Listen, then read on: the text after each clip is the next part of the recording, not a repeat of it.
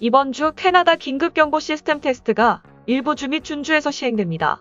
긴급경보 시스템 테스트는 오는 5일 수요일에 시행되며 경보 알림은 모든 핸드폰, TV, 라디오를 통해 전달되는 것으로 알려졌습니다.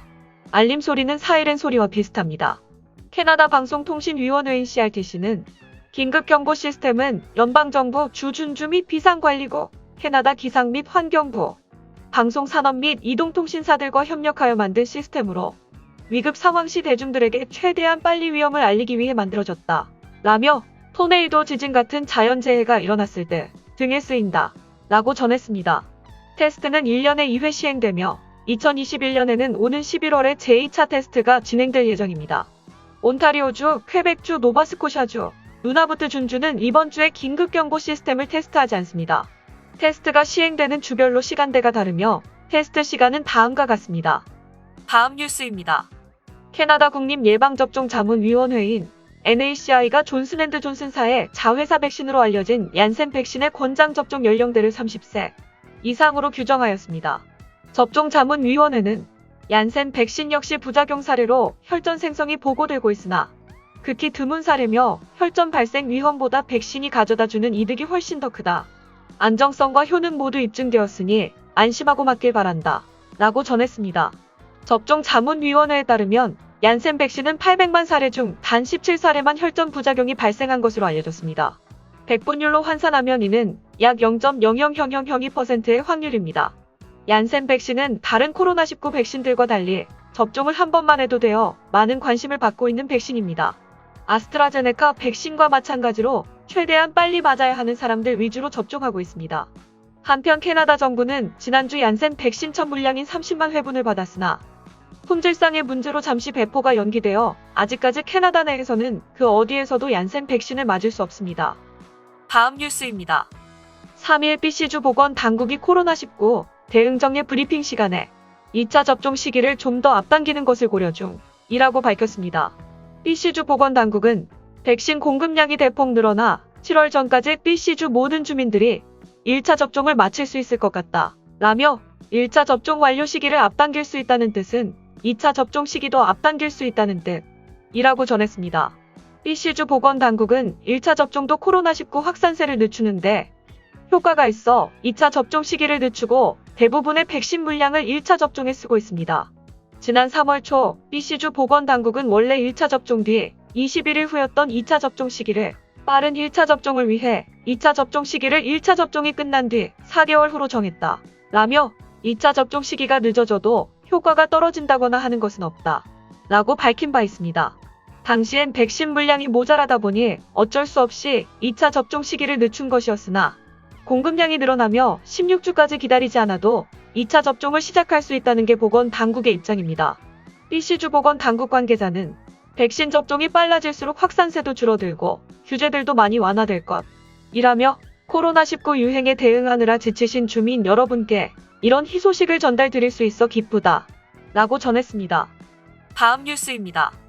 랭리 경찰이 3일 오후 3시 30분경 윌로우브룩몰에서 총격 사건이 일어났다는 신고를 받았다. 라며 현장에 도착했을 때는 피해자 한 명이 총상을 입고 쓰러져 있던 상태였다. 라고 전했습니다. 피해자는 즉시 병원으로 이송되었고 부상이 꽤 위중했던 것으로 알려졌습니다. 경찰 측은 총격은 불특정 다수를 향한 것은 아니라고 보고 있다. 라며 총격 사건인 만큼 꽤 오랫동안 현장 조사가 이뤄지며 강력반이 전담할 것이라 전했습니다. 아직 초동 수사라 정보가 부족해 경찰은 목격을 하셨거나 블랙박스 영상이 있으신 분들은 604-532-3200으로 연락 바란다. 라고 전했습니다.